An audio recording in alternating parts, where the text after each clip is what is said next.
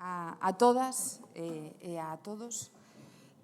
Antes de presentar a Amparo Casares e a Ana Gallego, que son as que van a facer a primeira intervención da programación de hoxe, quería agradecer, por suposto, a Comisión de Igualdade que me invitaran a estar aquí hoxe por moitos motivos, sobre todo porque creo que é hora de que fagamos dunha maneira non soamente simbólica, sino presencial, a reivindicación do papel das mulleres na cultura galega, e moi especialmente nos aspectos relacionados coa arquitectura e na intervención do espazo público. Eu son arqueóloga, non son arquitecta, pero precisamente a miña labor está vinculada ao estudo da arquitectura dende a arqueoloxía. Por lo tanto, para min estas xornadas son especialmente importantes e significativas. E, por suposto, agradecer ao Consello o que nos permita, tanto a Comisión de Igualdade como outras seccións, facer este tipo de actividades. Nestas jornadas, polo que xa nos comentaron, se pretende un pouco reflexionar sobre a arquitectura construída dende a perspectiva feminista e, por suposto, desde a figura de Pascuala Campos. Comenzaremos coa charla a recreación do espazo en un compromiso feminista por parte de Amparo Casares e de Ana Gallego, as que me toca presentar.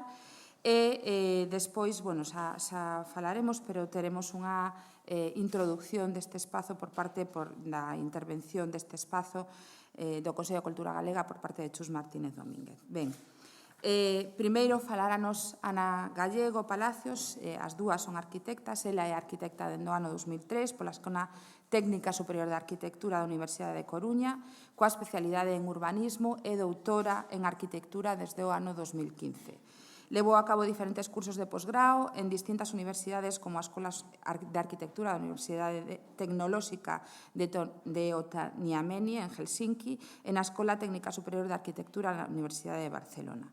Actualmente, dende o ano 2012, imparte un taller de arquitectura para grupos infantís no marco do proxecto multidisciplinar Iniciativa da Unidade de Altas Capacidades Intelectuais da Universidade de Santiago de Compostela. Os seus principais intereses de investigación son a fenomenoloxía e a paisaxe, o urbanismo e xénero, arquitectura vernácula, metodoloxías para análise da calidade do espazo público, arquitectura e artesanía e educación infantil en arquitectura. Xunto con Pascuala Campos de Michelena e Soledad Bugallo Chouciño, publicou A Árbore na Cidade, catálogo proposta para a protección do arboredo no casco histórico Proximidades a Coruña. E, pola súa banda, Amparo Casares Galego é doutora arquitecta, profesora do Departamento de Proxectos Arquitectónicos, Urbanismo e Composición da Escola Técnica Superior de Arquitectura da Universidade de Coruña, da que é actualmente subdirectora. Os seus intereses de investigación céntranse en proxectos sobre formas alternativas da vivenda colectiva e agrupacións urbanas e no ámbito de as carballeiras como patrimonio a preservar. Colaborou coa Xunta de Galicia no Grupo de Traballo de Habitabilidade na Dirección Xeral de Patrimonio e Obras Públicas e Calidade da Vivenda para a revisión da normativa de vivenda no ano 2006. Ten unha ampla experiencia como conferenciante en diversos aspectos da vivenda e as condicións da vida e destacar entre as súas publicacións, por exemplo, ensaios tecnolóxicos acabados ou, con Pascuala Campos tamén de Michelena, artistas galegos, arquitectos cara ao novo milenio. Ben, me piden que vos comente que estas actividades emítense en streaming, polo tanto, despois colgaranse, non só se poden ver en directo, logo colgaranse todas as intervencións, e se alguén quere participar nos debates, precisamente por este motivo, por favor, pedide o micro, esperade a que vos dean o micro, e decir o voso nome en presentadevos, vale? Sen máis, deixo as conferenciantes, temos hasta as 11:20. Xa vos aviso. Gracias. Buenos días a todas. Cuando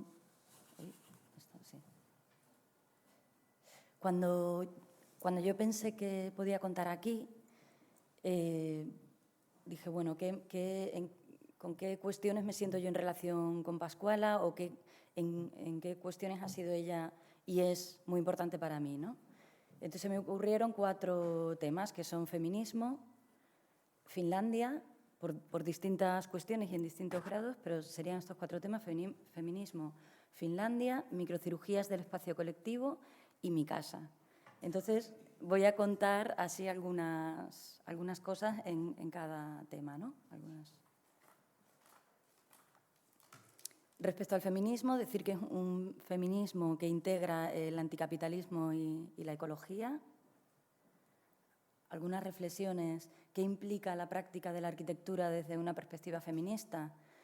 Es preguntarse qué pasa fuera del campo tradicional de la arquitectura y del urbanismo y ver qué pasa en la esfera doméstica y cuáles son las diferentes experiencias en el espacio urbano. Es codiseñar con la comunidad distanciándose del poder intrínseco del diseñador. Es plantearse soluciones concretas para personas y lugares concretos y alejarse de las soluciones abstractas. Es mantener los aspectos y características naturales del lugar, como la topografía, los ríos y sus bordes, bordes marítimos, bosques, etc. Es contemplar la necesidad que la ciudad tiene de un aire limpio. Es contemplar el derecho de los árboles y el derecho a los árboles y a la sombra. Es mantener las huellas del tiempo a través de edificios y espacios significativos, así como de elementos singulares en la ciudad. Es diseñar la ciudad como un soporte vital y no como un tablero de juego para la especulación. Es el convencimiento de que cada persona en cada espacio tiene que tener su representación y, por tanto, el espacio tiene que ser un espacio rico, que reconozca la diversidad de la gente, a las distintas personas en sus distintas características. Es también reconocer el trabajo y la trayectoria de otras mujeres donde podamos reconocernos y comprendernos.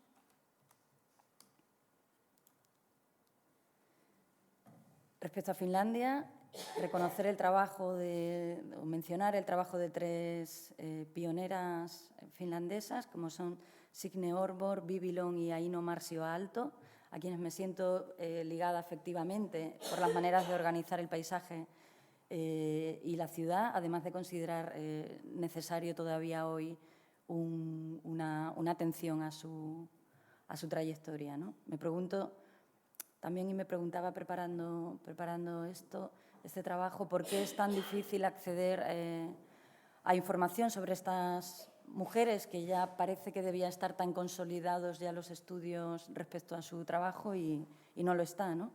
¿Por qué mujeres tan fructíferas desaparecen de las bibliotecas o de las editoriales, ¿no? También. Y hay que hacer una investigación profunda para encontrar algo sobre su trabajo. Signe Årborg nació en 1862, es la primera arquitecta finlandesa y, según Pirkko-Liisa Schulman, probablemente la primera arquitecta europea. Se gradúa en 1890, le siguen Inés Holmin, Signe Lagerborg, Berta Engvall, Bibi Long y Albertina Ostman. Se gradúa a través de un permiso especial de exención por sexo, pues hasta 1901 no consiguen las mujeres en Finlandia el derecho a ir a la universidad. Decir que en 1930 aproximadamente 1/3 de los miembros de la Asociación de Arquitectos de Finlandia, la asociación SAFA, eran ya mujeres. Y como dato añadir que hoy en día más del 50% de las estudiantes de arquitectura en Finlandia son mujeres. Sin embargo, en el último número de la revista de esta asociación, de SAFA, el número de revista 02/2017, se publica un artículo donde se discute por qué aún son menos las mujeres que ejercen su práctica profesional por su cuenta en Finlandia. Bueno, este es un edificio de viviendas de Signe, en Pori, de 1892. Una imagen. Bibi Long, en el centro, es la 5ª mujer en graduarse, la primera mujer arquitecta en tener su propio estudio en Finlandia. Construyó edificios públicos, especialmente colegios. En 1902 diseña el Colegio para Niñas de Tampere, 2 años después de graduarse. Había ganado ya varios concursos y esto le había proporcionado un cierto reconocido prestigio. Viaja a Inglaterra y a Escocia para estudiar la tipología de colegios allí y en sus propuestas plantea que las aulas, por un lado, que las aulas empiecen a orientarse a espacios abiertos y ajardinados. Y, por otra parte, otra cuestión es que elimina los corredores. Los abrigos propone que se dejen en un sótano ventilado y no en los corredores, como hasta entonces, o en las aulas, reduciendo así la humedad que habitualmente había en el ambiente, lo que provocaba la putrefacción del aire y una serie de enfermedades como consecuencia de ello. El Colegio para Niñas de Tampere, de 1902. Y la tercera arquitecta que quería mencionar es Aino Marsio. Varias mujeres investigadoras e historiadoras han contribuido en los últimos tiempos a reconocer su trabajo en colaboración con la Aaltos Office, ¿no?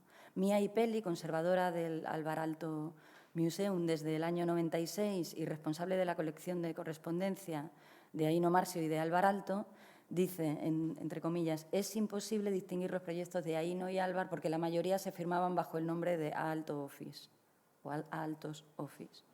Nina Stritzler, directora de arte en el Instituto de Investigación de Posgrado Bar Graduate Center en la ciudad de Nueva York y directora del proyecto Artek Alvar Aino Aalto, publicado en 2016, dice textualmente que incluso mujeres pioneras como Aino Marsio todavía están pendientes de ser reconocidas adecuadamente. Ella dice también en esta publicación que en 1988 fue comisaria de la exposición Mujeres Diseñadoras en Nueva York y 25 años después, haciendo el libro sobre Artek, piensa que aún no ha tenido lugar el debido reconocimiento hacia ellas. Esta falta de reconocimiento, en concreto hacia Aino Marsio, la explican ellas, entre otros motivos. Uno, porque la gran cantidad de literatura escrita al respecto se basa generalmente en fuentes no directas. Muy pocos investigadores han consultado directamente los más de 100.000 dibujos que están recogidos en la Fundación Alvar Aalto, en Helsinki, y una amplia colección familiar de correspondencia y fotografías.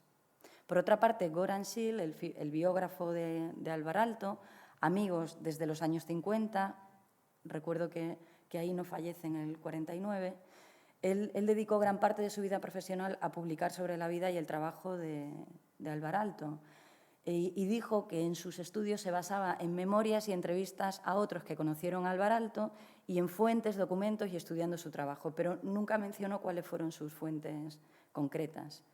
María Lisa Parkot dice que Schill ofreció una visión, abro comillas, son palabras textuales, Schill ofreció una visión sesgada y menguada de Aino Marsio y que esta literatura ha permanecido en el imaginario colectivo.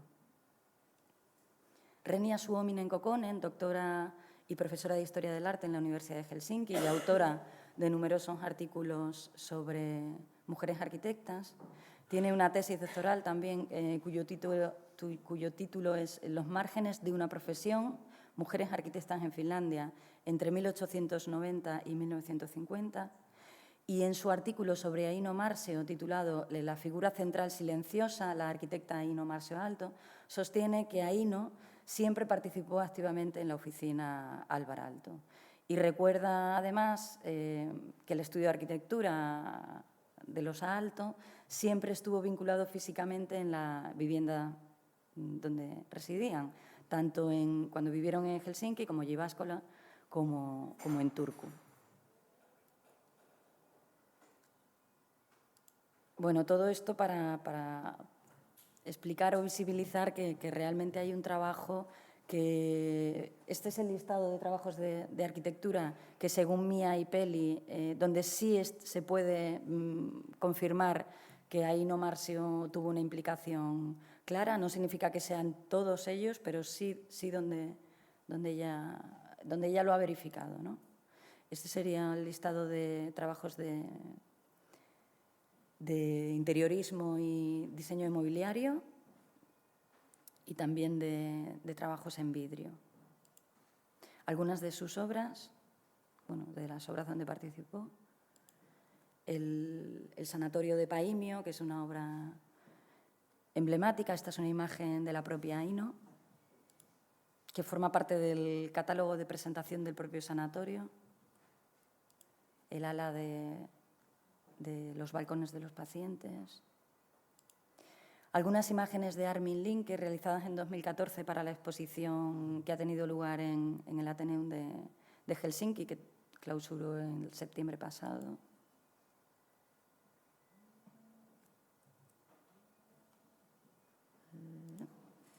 El sanatorio de Paimio, aquí también. La biblioteca de Viipuri. La Villa Mairea.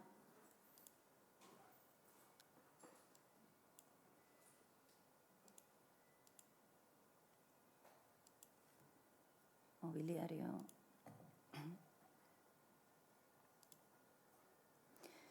Aino se inscribe en la Universidad de Helsinki en 1913. 13 mujeres se habían graduado hasta el momento y había 2 mujeres más en su curso, Katri Mayantie y Elin Nisila.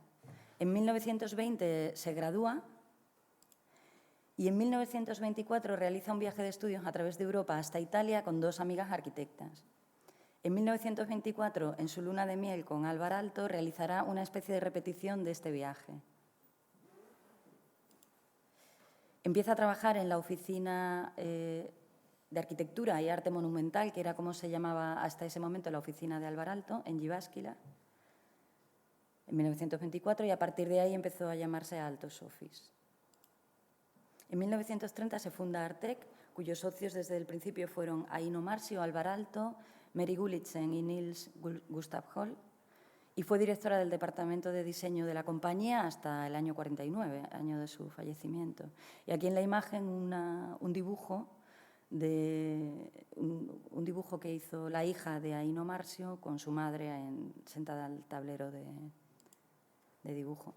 En 1942, 46 mujeres arquitectas finlandesas acuerdan celebrar el 70º cumpleaños de Vivi Long. Y en noviembre de ese mismo año, estas mujeres fundan Arquitecta, the Finnish Association of Women Architects. Aino pronuncia el discurso de inauguración.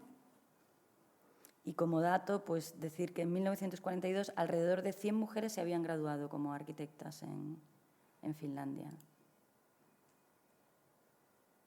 Arquitecta desde entonces organiza y celebra debates, exposiciones, viajes, charlas, talleres. Asistieron a los CIAM y congresos de la UIA, estuvieron también en el congreso inaugural de la UIFA en París en 1963, la Unión Internacional de Mujeres Arquitectas. En el 76, 11 mujeres de arquitecta fueron a la UIFA en Irán. Y bueno, en la imagen un viaje de arquitecta a Dinamarca en el año 51.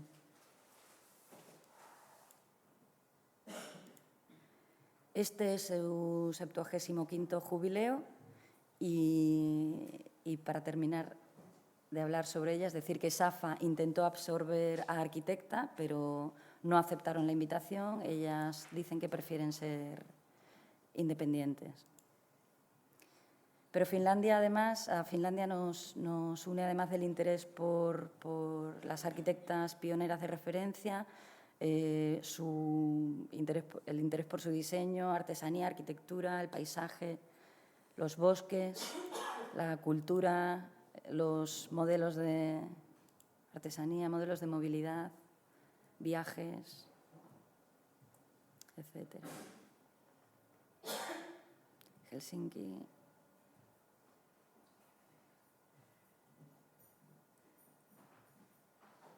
Es la Villa Mairea, Abedules.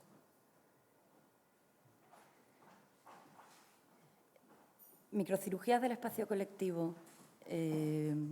Aquí quería hablar del tema del arbolado en el espacio público y la eliminación, en concreto, del soterramiento de residuos, ¿no? de sistemas de recogida de residuos.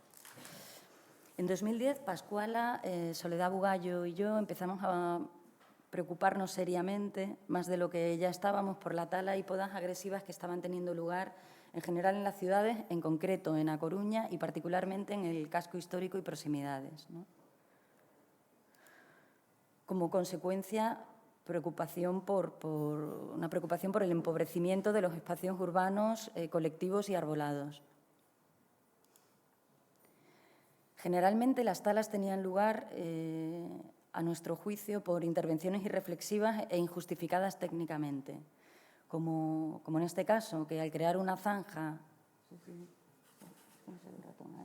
que desaparecieron estos dos árboles de esta acera, en este caso concreto, por una instalación se cercena el sistema radicular de esos árboles al abrir una zanja en la acera y, como consecuencia, hay que talarlos posteriormente. Después de cerrar la zanja, se piensa que hay peligro de caída y se deciden talarlos, ¿no? En lugar de haber desviado la trayectoria de la zanja, ¿no? Aquí se ve que eran árboles como de 103 años, olmos. Aquí hay otro ejemplo donde no hay ni siquiera una justificación. A veces la idea feliz es simplemente hacer desaparecer el arbolado. No se sabe muy bien por qué. Así que nos preguntábamos si podíamos hacer algo para evitar que en 10 minutos una motosierra anulara un espacio generado en un tiempo largo de integración urbana. Había una valoración estética, pero también simbólica en lo que estaba ocurriendo, y para remediar en algún grado nuestra frustración más que otra cosa, preparamos un estudio que trataba de catalogar lo existente, poniéndolo en valor, hacer propuestas de protección y reposición del arbolado, recomendaciones generales del tratamiento de estas áreas, también respecto a la permeabilidad de los suelos, oxigenación de los sistemas radiculares, etcétera, y recomendaciones particulares para cada sitio, tratando de convertir el estudio en una plataforma de observación, de participación y de sensibilización. También. Realizamos 36 fichas de 36 espacios que recogían el estado del arbolado y quisimos visibilizar cómo a través de pequeñas intervenciones se podía mejorar, en definitiva, el espacio colectivo.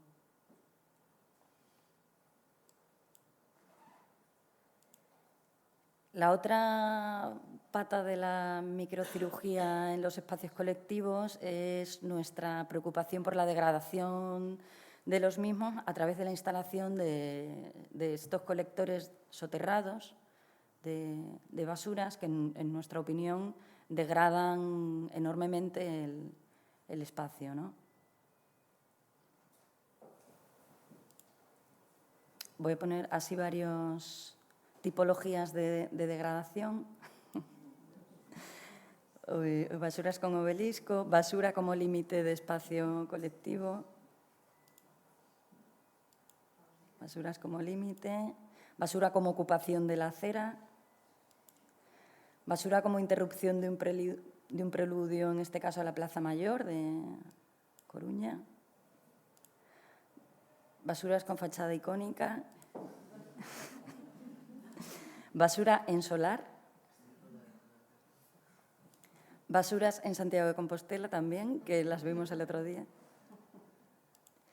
y basuras al sol y frente al mar. Aunque aquí está nublado, esta fachada es una fachada sur, este caso es este mismo, desde otro ángulo.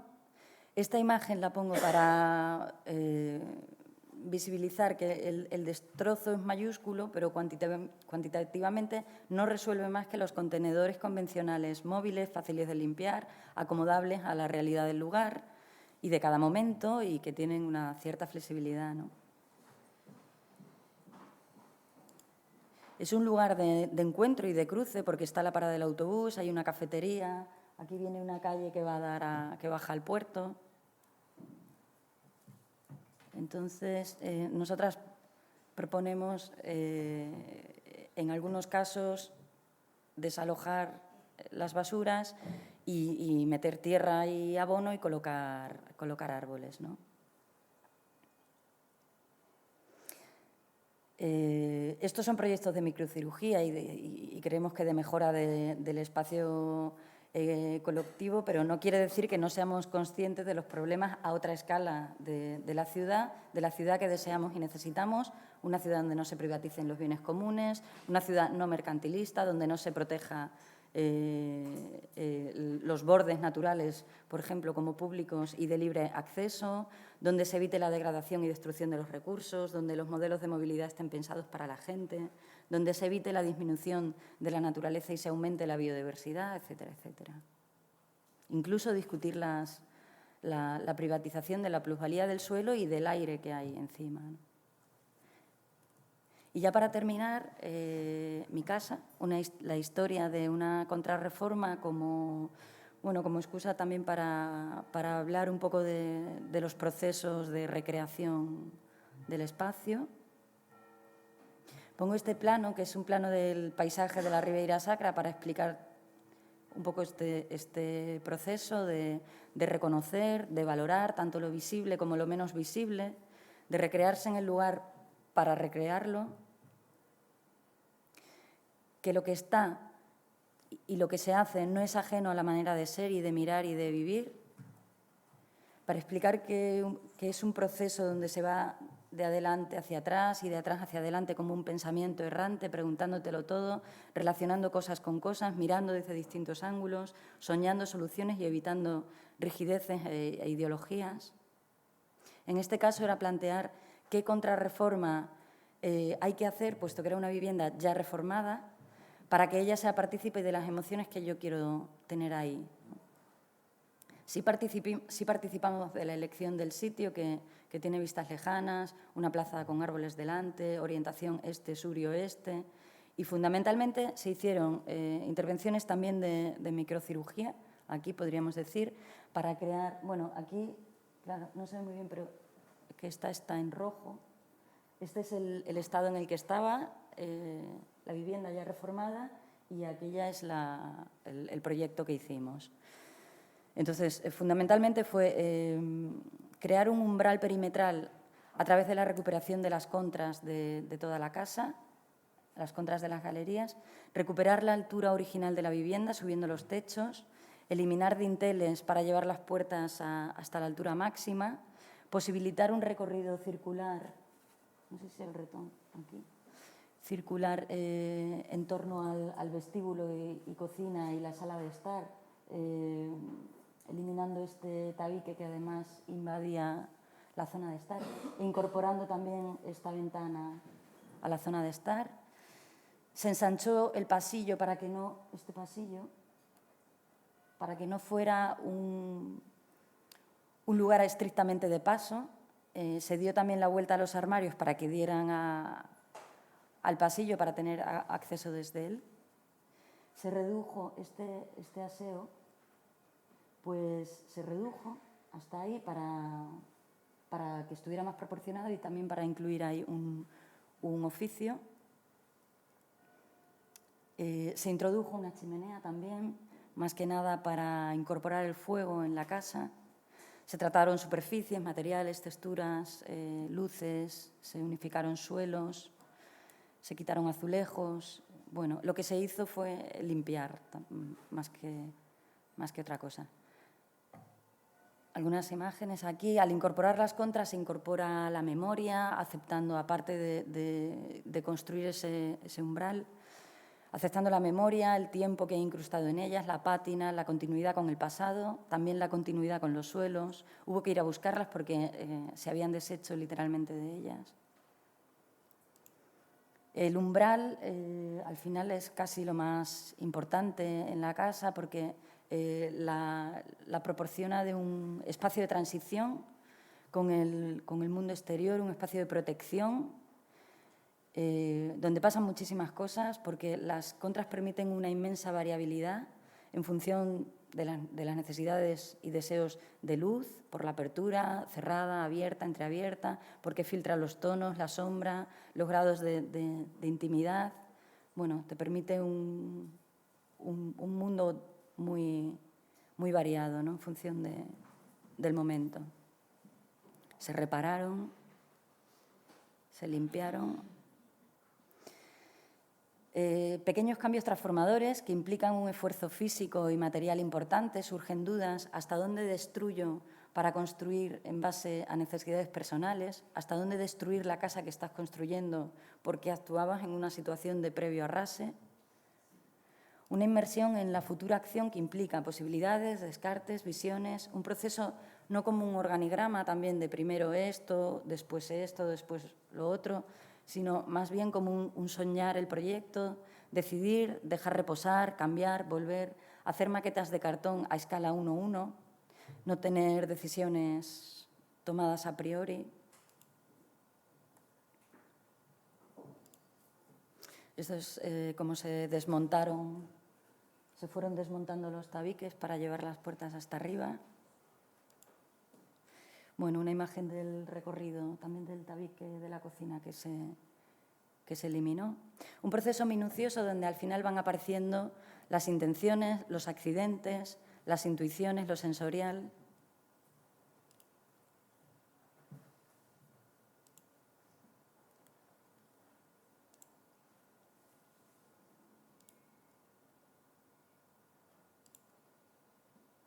El filtrado de la luz y de los tonos a través del umbral que os comentaba, que además siempre está moviéndose porque en Coruña hay mucho viento, entonces proyecta siempre las sombras y las luces en movimiento. Sensaciones, transparencias, matices que dan las galerías. Esta imagen es una imagen de la ducha y el espacio para guardar la leña, que explica un poco lo que significa la organización de las cosas que se usan en la vida cotidiana, como un elemento artístico subjetivo también, es decir, integrar la artesanía y el diseño en el día a día, pero también la práctica artística en la vida cotidiana, ¿no? Como un poco como un juego también. Y también quería explicar con esta imagen la incorporación de lo que te vas encontrando, ¿no? Para bien o para mal. Aquí colocamos esta cortina de plástico cayendo desde arriba como si fuese agua, en realidad para tapar un ventilador que había aquí en el techo. Sí. Visiones reflejadas, espejos como manera de multiplicar la luz, filtrado de la luz artificial también. Texturas y tonos, sensaciones de tonos y texturas, luces y sombras. Y además de los umbrales, otra cosa que me parece importante es que la vivienda, o me parecía a mí, para mí, que tenga la casa un espacio donde te puedas relacionar con el espacio exterior, como puede ser un balcón o una azotea, donde puedas admirar los árboles, las nubes, la luna. En definitiva, un lugar donde sentirse bien. Y esto es todo. Gracias.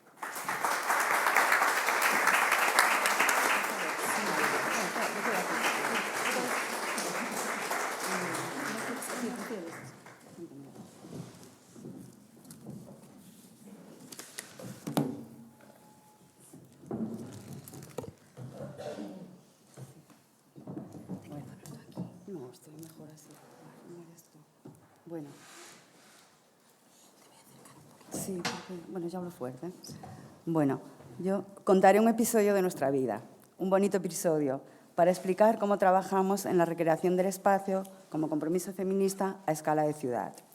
En verano de 2002, Pascuala, otro profesor de proyectos, y yo formamos un equipo con un grupo de estudiantes para presentarnos a un concurso internacional de arquitectura, desarrollo urbano y vivienda sostenible en Guanajuato, México, promovido por la Unión Internacional de Arquitectos y la UNESCO.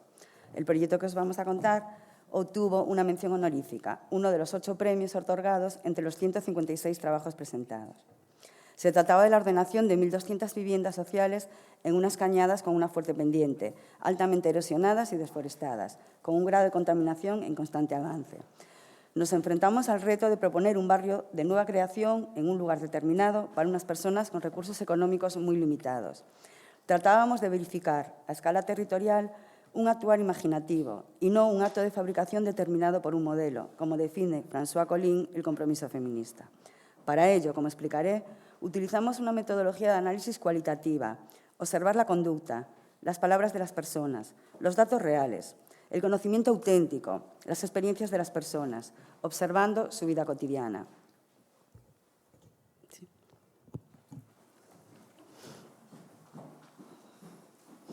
Se desarrollaban los conceptos, las propuestas, partiendo de las pautas que nos daban los datos y no recogiendo datos para evaluar modelos o hipótesis preconcebidas. Escribe Pascuala: la relación entre la persona que proyecta y el proyecto es en realidad un diálogo amenizado, alterado y construido también por otras voces. A todas ellas, quien proyecta ha de ser capaz de darle sitio y respuesta, con su capacidad de integración. Integración que supone ser capaz de contar una historia, un relato, con elementos conmensurables como la tierra, la madera, la piedra, el acero, el hormigón, y otros inconmensurables como son los anhelos y los deseos. Los mapas que cuentan las interconexiones de todos estos elementos físicos con otros no físicos, como los sentimientos, las costumbres y el poder, son los proyectos. Mapas generadores de acciones imprevisibles que generarán formas de ver la vida en sus alocuciones sobre el ser, el estar, la belleza y el orden. Mapas en cuyo diseño subyacen, inevitablemente, intenciones ocultas que en la propia expresión del diseño se harán explícitas. A través del tiempo, el proyecto obra se irá conformando en algo tangible en el proceso de la construcción. Los tiempos de vivencia de aquellas personas que lo habiten, sus relaciones y actividades, serán los que le den su último significado. Este era el fin de nuestro barrio: ser capaces de integrar los procesos acumulados de muchas gentes, hilvanar un relato con procesos y personas. El lugar que habitamos conforma una historia gestada a través del tiempo, dentro del cual el poder, los diversos poderes, tejen enmarañados procesos. Dorin Massey señala: los espacios y los lugares, así como el sentido que tenemos de ellos, junto con otros factores asociados, como nuestros grados de movilidad, se estructuran recurrentemente sobre la base del género. Más aún, se estructuran sobre la base del género en miles de maneras diferentes, que varían de cultura a cultura y a lo largo del tiempo. Y esta estructuración de espacio y lugar sobre la base de género simultáneamente refleja la manera como el género se construye y entiende en nuestras sociedades y tiene efectos sobre ella. Afirmamos, como Toby Fenster, que el espacio nunca es neutral. En vez de ello, afecta y es afectado por las relaciones sociales y de poder. La ciudad, generalmente diseñada por hombres, trasluce sus intereses y actividades inevitablemente. Hacer arquitectura y planificar la ciudad debe incluir el deseo de comprender la realidad en la que estamos inmersos. En este sentido, precisa Hannah Arendt: la comprensión es un complicado proceso que nunca produce resultados inequívocos. Es una actividad sin fin, siempre diversa e inmutable, por la que sentimos que aceptamos la realidad, que nos reconciliamos con ella, es decir, tratamos de sentirnos en armonía con el mundo. La comprensión es el modo específicamente humano de vivir, ya que cada persona necesita reconciliarse con el mundo en el que ha nacido. La actitud de comprender aporta la condición que hace posible otra forma de hacer planeamiento, un urbanismo que deseamos, la implicación personal de los que dirigen los procesos y la participación de las personas que lo habitan. No se trata, pues, de definir un escenario para la vida perpetuando los modelos asumidos: vivienda tradicional, calle como viario para tráfico rodado privado, ciudad sectorizada, sino de poner en práctica la creatividad, disponiendo el espacio colectivo y propio como base de la relación humana y no como productor de plusvalías, generando lugares simbólicos que identifiquen a las personas con sus barrios, asegurando los mecanismos de participación ciudadana en la toma de decisiones, proponiendo procesos de recreación, es decir, recuperando la vida misma como objetivo. Desde una perspectiva de género, se pregunta Pascuala por el significado del espacio construido y el porqué de la repetición compulsiva de formas de vida que sabemos y sentimos como negativas. Poner en tela de juicio lo habitual puede hacer aparecer relaciones entre el espacio y el género que hasta ahora han sido invisibles en base a una lógica aceptada como natural e inevitable. Bueno, los planes generales de ordenación urbana hablan de ordenar. Ordenar es colocar en buena disposición las cosas entre sí. ¿Para qué fin resulta buena la disposición de nuestras ciudades? Indudablemente, si la prioridad del trazado es el vehículo privado o el aumento del valor del suelo, jamás se conseguirá un lugar de encuentro significativo entre personas. Y la esencia misma de la ciudad es esta: ser un lugar de relación entre personas en su significado más profundo. Pensamos en el proyecto urbano como la creación de una urdimbre que posibilite la calidad de la ciudad, la variedad del entorno humano, la diversidad, la transición, la gradación. Urdir es disponer cautelosamente una cosa para conseguir un designio que es indudablemente la vida misma, en su sentido de lo colectivo y de lo íntimo. Una ciudad que nos estructure emocional y afectivamente, coherente con nosotros mismos y con nuestro entorno. Se presenta esta propuesta como ejemplo de la planificación urbana con claves inclusivas, holísticas, con la vida cotidiana como centro, como respuesta a la realidad y a los deseos de las personas que lo habitarán. En el lugar donde se habían de construir el barrio de las 1.200 viviendas sociales, había de contar también con 3 centros sociales y un centro cívico. Este es el fantástico terreno que se proponía. Se pueden observar las 3 cañadas con la fuertísima pendiente, tremendamente erosionadas, absolutamente desforestadas y con un tremendo grado de contaminación que además es en constante avance. Se trata de la ex hacienda de Santa Teresa, que presentaba este aspecto demoledor, con esta extrema aridez. Belleza, sí, pero dura de asumir desde esta realidad, la nuestra, generosa en vegetación y en agua. Planteamos como primera decisión, por supuesto, la protección del paisaje, puesto que construir puede poner en valor las señas de identidad de un lugar, en este caso el barranco. Restaurar el paisaje será devolverle la vegetación que debería de haber conservado, retener el agua, frenar la erosión. La idea era, pues, aceptar las propuestas que establecía el lugar, racionalizándolo y ordenándolo, buscar algo que posibilitase respuestas y permitiese generar agrupaciones, establecer pautas, crecimientos, ritmos, formas, llenos y vacíos, ruidos y silencios, un módulo habitacional, el planteamiento abierto con posibilidad de crecimiento, flexibilidad y diversidad, una forma fácil, positiva para el todo y bella, como las arenas, como las estrellas. Esta es la foto aérea de Guanajuato, que aportaban también los datos del concurso. Ahora ya se obtiene, por supuesto, en Google, no en aquel momento. El vocablo Guanajuato significa cerro de ranas. Se extiende sobre un valle sinuoso entre áridas montañas. Presenta un complejo escenario con numerosas casas apiladas sobre una topografía abrupta. Su trazo urbano resulta espontáneo, diferenciándolo de las poblaciones coloniales de la Nueva España. Se trata de una ciudad minera. Ya en 1548 habían sido encontrados importantes yacimientos de plata. Este es el aspecto que presenta el centro histórico de Guanajuato, ciudad nacida del crecimiento natural, adaptado a su determinante topografía. Calles peatonales, franqueados por edificios residenciales de poca altura, plazas, sin coches y con abundante vegetación, imponentes obras de arquitectura colonial, reflejo de la riqueza generada por la actividad minera, pequeñas construcciones de colores que tapizan las laderas y túneles que recorren la ciudad. La documentación del concurso aportaba también estas espectaculares y sugerentes fotos de la parcela en la que habíamos de trabajar. Incluso una ciudad que crece sin control por la parte norte de la parcela, con un modelo totalmente ajeno a la topografía, desforestación extrema, suelos altamente erosionados y aridez. Esta es el topográfico de partida y las primeras imágenes de nuestra propuesta. Se estructura el territorio utilizando los recursos. La topografía condiciona y resuelve la ordenación. La cañada se toma como elemento soporte, manteniendo su configuración en la propuesta final de ordenación de las viviendas y de los equipamientos. El proyecto surge del lugar, siendo este su seña de identidad.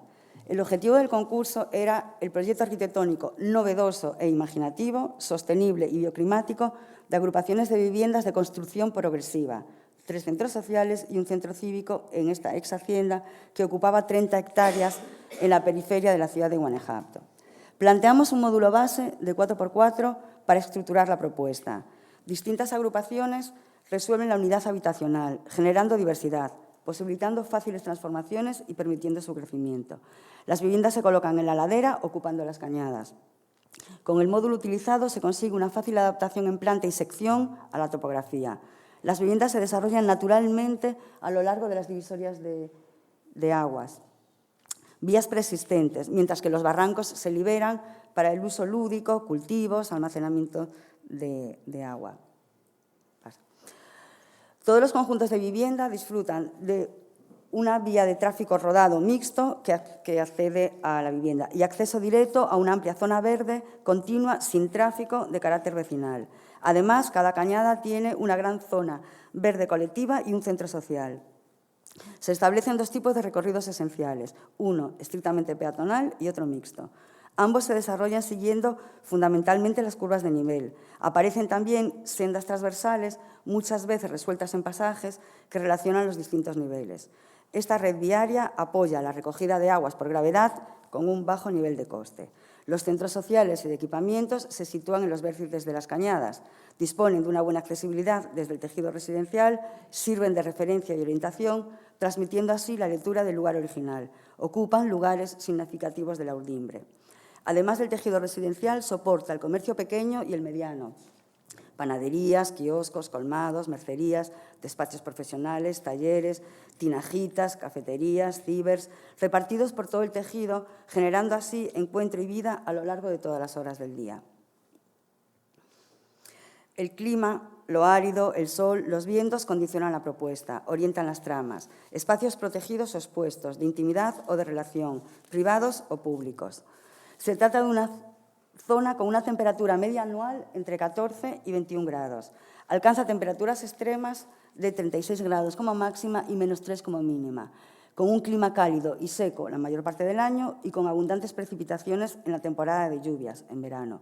El promedio anual de precipitación pluvial es de 1.000 milímetros. Se encuentra a 2.040 metros sobre el nivel del mar. Destaca la bondad de su clima, así como la pluviometría, coincidente con la ciudad de La Coruña, lo que hace pensar cómo pueden tener ese aspecto tan árido. Se considera la vegetación como un tema esencial en la utilización de árboles y arbustos autóctonos. El mezquite, guamúchil, pirul, las cactáceas en sus distintas variedades, también como alimento. Destaca el huizache como especie simbólica y por sus propiedades protectoras y enriquecedoras del suelo. Controlan la erosión y aumentan la calidad del suelo. Se plantarán arbustos de flor y olor en las zonas libres de las cañadas, en las viviendas, entre las viviendas, es decir, en todos los lugares en los que se pueda. Se promueve la plantación de hortalizas, huertos urbanos, para contribuir a la seguridad alimenticia de las familias y fomentar la autosuficiencia. El agua. Se recogen pluviales en cubiertas, se almacenan en aljibes en patios y se disponen sobre la cubierta. Parte del agua de la cisterna será filtrada para utilización doméstica. Otra parte irá directamente a los inodoros y al riego. Todo el agua utilizada en las viviendas se recogerá en una depuradora de aguas grises. Se incorporará a los sistemas generales de agua.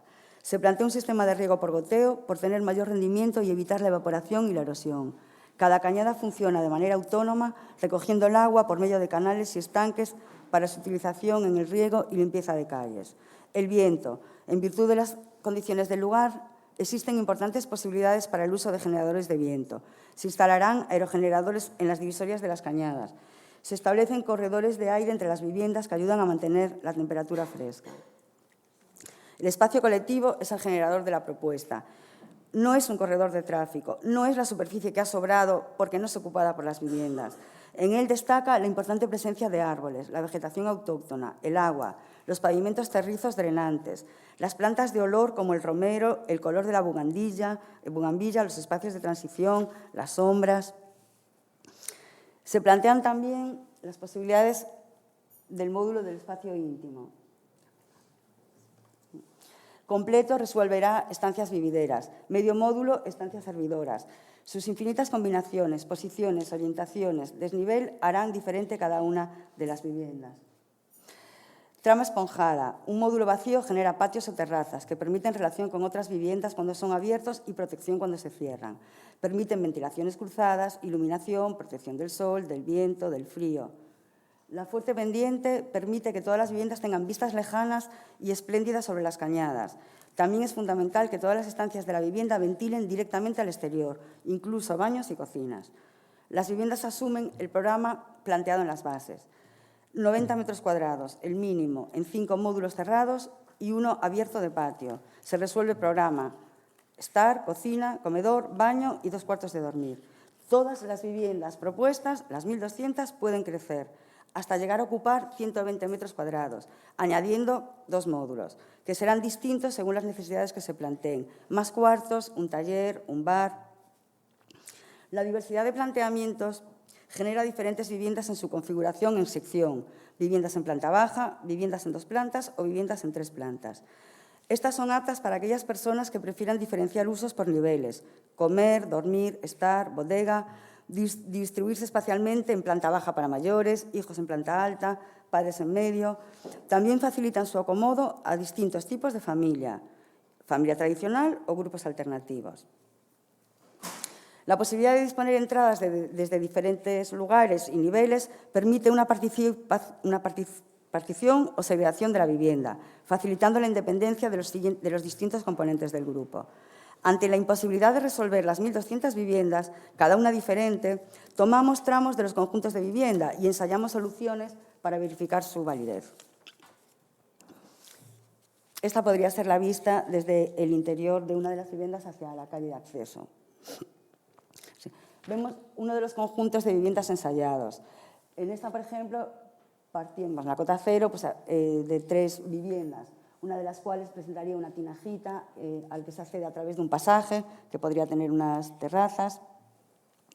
La ocupación de la vivienda en esta zona es muy alta, son 5 personas por vivienda. Se trata casi siempre de viviendas intergeneracionales. De ahí la importancia que le dábamos a mantener privacidad entre partes diversas de la vivienda y a poder tener varias entradas cada uno. En la cota 3 se sigue desarrollando estas 3 viviendas y ya van apareciendo nuevas entradas a alguna de ellas y patios o terrazas. En el siguiente nivel aparecen 4 viviendas, 2 de ellas destinadas a personas con movilidad reducida. Este sería uno de los niveles de acceso con tráfico rodado también. Se desarrollan estas viviendas íntegramente en un solo nivel. A una de ellas se accede a través de un patio propio y la otra, en cambio, cuenta con varias terrazas. Sigue, por favor. En estos 2 últimos niveles se completan 2 de las viviendas y se incorpora otra más. Se han proyectado así 8 viviendas en el estado de máximo crecimiento, pudiendo cualquiera de ellas contar solamente con los 5 primeros módulos, sin afectar funcionalmente a las otras viviendas a que no estuviesen acabadas. Sí. Todas las viviendas, verificamos, tienen estancias exteriores. Todas las viviendas tienen cocinas y baños ventilados. Todas tienen más de una orientación para asegurar la ventilación natural y el asoleamiento. Todas tienen visiones al espacio exterior, lejano, vegetación, patios, terrazas y vistas cercanos a un espacio más íntimo. Es necesaria la participación de las personas en las decisiones e incluso en la ejecución de su hábitat. Esta es una condición vinculante, deseable y enriquecedora. En este caso, se trataba de un barrio de promoción pública, de una administración con muy pocos recursos, dirigido a personas muy pobres. Desde un principio se contó con la autoconstrucción, tanto del espacio colectivo como el de las propias viviendas. Se plantea así un sistema modular que permite una construcción seriada, rápida y de bajo coste.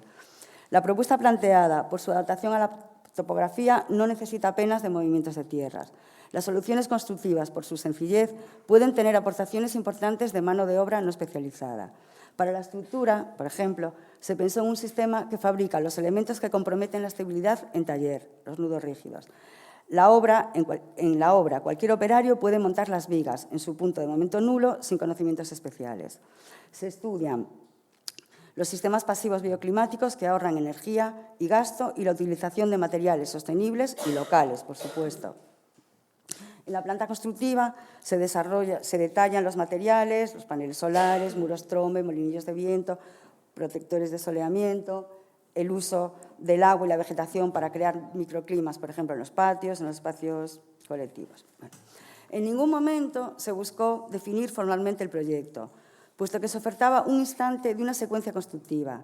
Todas las viviendas podrían llegar a completar sus 7 módulos o no. Solo se intuía una imagen en la que no hubiera diferencia en sus fases de acabado, ni en volumen ni en materiales. Una imagen elegante pero porosa. Sorpresa final cuando descubrimos la conexión que esta propuesta tenía con la ciudad histórica. Resultado probablemente adecuado, pero que jamás buscamos. Buscamos que, como que quizá quedó en el deseo, esperamos que no, un escenario rico y flexible, dispuesto cautelosamente para posibilitar un digno devenir de la vida humana. Este era nuestro designio. Pasa. Bueno, y como empezó Ana contando cuál es su vinculación a Pascuala, pues yo también quiero hablar de ello. Entonces, como dice mi madre, si alguien se merece un homenaje, esa es Pascuala. Si alguien se merece un homenaje, esa es Pascuala. Y es así, porque Pascuala inició una revolución silenciosa en la normalizada Escuela Técnica Superior de Arquitectura de La Coruña. Una revolución feminista a la manera que enuncia François Collin, preocupada por la transformación de la condición de las mujeres, preocupada por el destino de las mujeres, del conjunto de las mujeres trabajando en su transformación. La aparición de Pascuala en la escuela fue una brillante revelación. De repente, muchas de nosotras entendimos por qué vivíamos una película ajena, tantas veces incomprensible, presidida por procesos, acciones, proyectos, personajes, sin sentido, pero inamovibles. Un mundo de absurdas verdades absolutas. Y ella, Pascuala, empezó otra narración en la que nos incluimos naturalmente.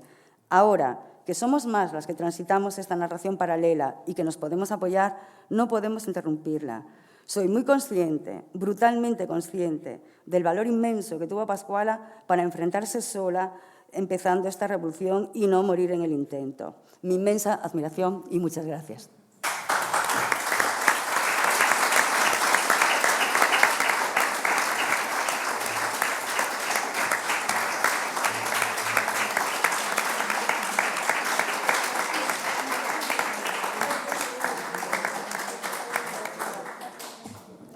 Bueno, moitísimas grazas, Ana,